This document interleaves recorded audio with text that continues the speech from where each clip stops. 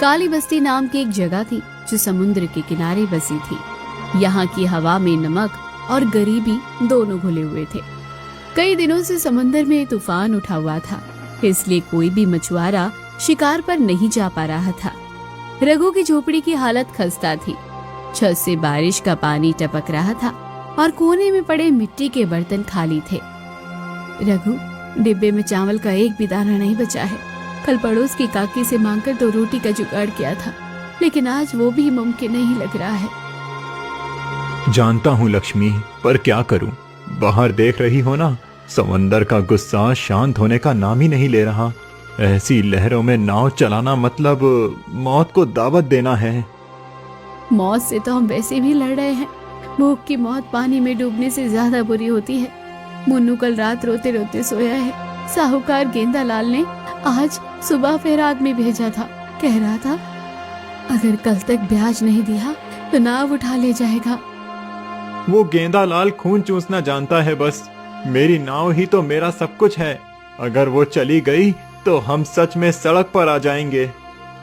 तो कुछ करो रघु, हाथ पर हाथ रखकर बैठने से तो कुछ नहीं होगा। भैरव भैया कह रहे थे कि वो आज रात जाने की सोच रहे हैं, चाहे मौसम कैसा भी हो।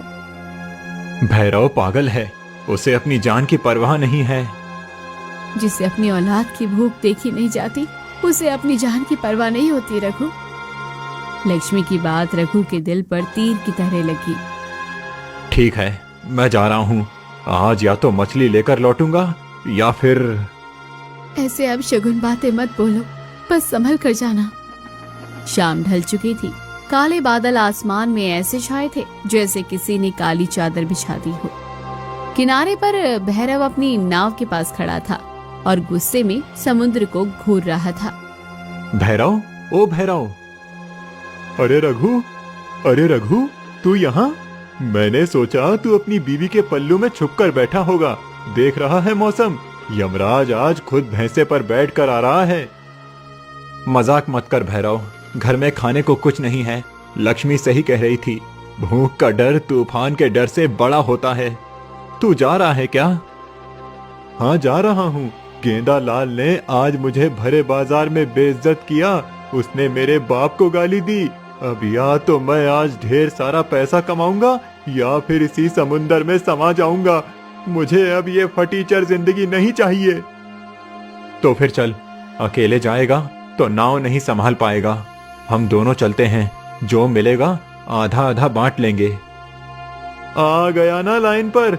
चल, आज समंदर का कलेजा चीर कर उसका खजाना निकालेंगे। दोनों नाव पर बैठकर समुद्र पर निकल जाते हैं।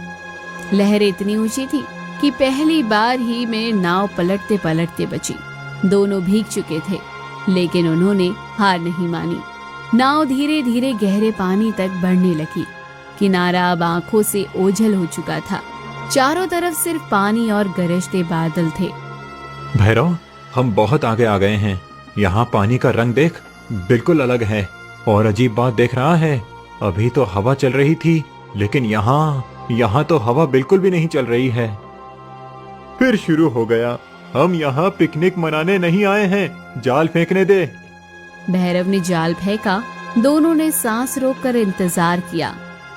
कुछ देर बाद भैरव ने जाल खींचा। जाल बिल्कुल खाली था, एक छोटी मछली भी नहीं थी। खाली? इतनी अंदर आकर भी खाली? नहीं, एक बार और। भैरव ने दोबारा जाल फेंका। समय बीतता गया। समुद्र की खामोशी अब डराने लगी थी। सिर्फ नाव के लकड़ी के चरमराने की आवाज आ रही थी। अचानक नाव के नीचे एक जोरदार धक धक की आवाज आई, जैसे कोई बड़ी चीज नाव से टकराई हो। ये क्या था? भैरव, नाव के नीचे कुछ है।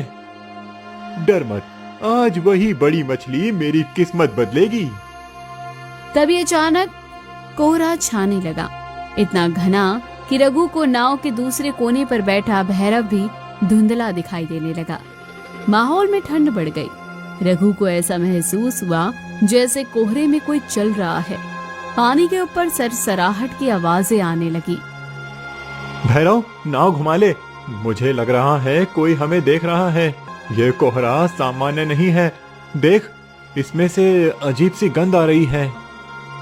चुप रहे, तुझे गंध आ रही है, मुझे पैसों की खुशबू आ रही है, मैं बिना मछली के वापस नहीं जाऊंगा। भैरव ने फिर जाल फेंका। इस बार जब उसने जाल खींचा तो जाल में कुछ भारी फंसा था। फंसा फंसा, देख रघु कितनी भारी है, जरूर मछली का पूरा झुंड है, हाथ लगा, लगा हाथ। रघु ने भी मदद की। दोनों ने पूरी जान लगाकर जाल ऊपर खींचा, लेकिन जैसे ही जाल ऊपर आया दोनों सन्न रह गए। जाल में मछलियां नहीं थी, बल्कि और टूटी हुई लकड़ियां थी। नहीं, ये क्या मजाक है? समंदर, तू मेरे साथ खेल खेल रहा है, मुझे मछली दे, मुझे मेरा हिस्सा दे। शांत हो जा भैरव, चिल्ला मत। समुंदर को ललकारना ठीक नहीं। चल वापस चलते हैं, आज हमारा दिन नहीं है।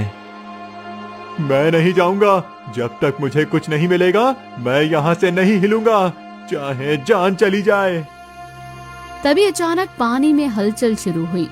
कोहरा और गहरा हो गया और पानी के अंदर से रोशनी फूटने लगी। नाव बुरी तरह हिलने लगी, जैसे पानी उबल रहा हो। रघु ने नाव का किनारा कसकर पकड़ लिया। भैरव, नीचे देख, पानी के अंदर वो रोशनी कैसी है? रोशनी? हाँ हाँ, देख रघु, वो ऊपर आ रहा है। मैंने कहा था ना, समुंदर मुझे खाली हाथ नहीं भेजेगा। पानी के अंदर से बुलबुले उठने लगे।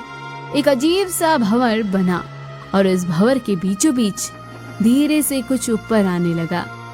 पहले लगा कोई चट्टान है, फिर लगा कोई बड़ा जानवर है, लेकिन जब वो पूरा बाहर आया तो वो एक संदूक था। एक पुराना रहस्यमय संदूक जो पानी पर तैर रहा था। ये क्या बला है? ये क्या बला है? संदूक?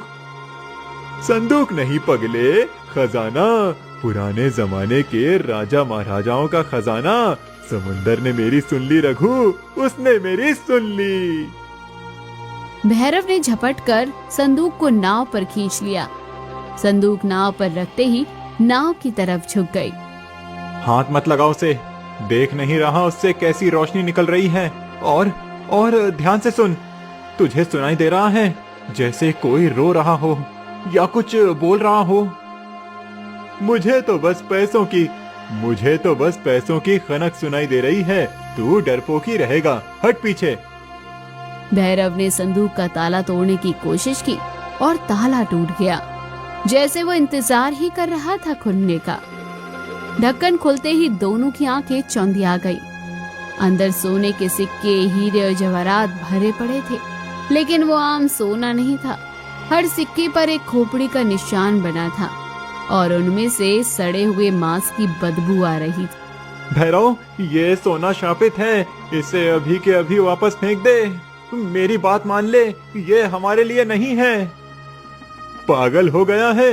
देख, असली सोना है। इस एक मुट्ठी से मैं उस गेंदा लाल को खरीद सकता हूँ। इसे वापस फेंकने का तो सवाल ही नहीं उठता। भैरव, देख तेरा हाथ। जैसे ही भैरव ने सोने को छुआ, उनकी उंगलियों की खाल काली पड़ने लगी, जैसे किसी ने जला दिया हो। लेकिन भैरव को दर्द का एहसास नहीं हो रहा था, वो बस सोने की चमक में खोया हुआ था। कुछ नहीं हुआ है, ये बस मैल है। हम रईस हो गए रघु, रईस। अब मैं राजा की तरह जीऊंगा। नहीं भैरव, ये लालच तुझे ले डूबेगा। मुझे इसमें हिस्सा नहीं चाहिए। नाव किनारे ले चल।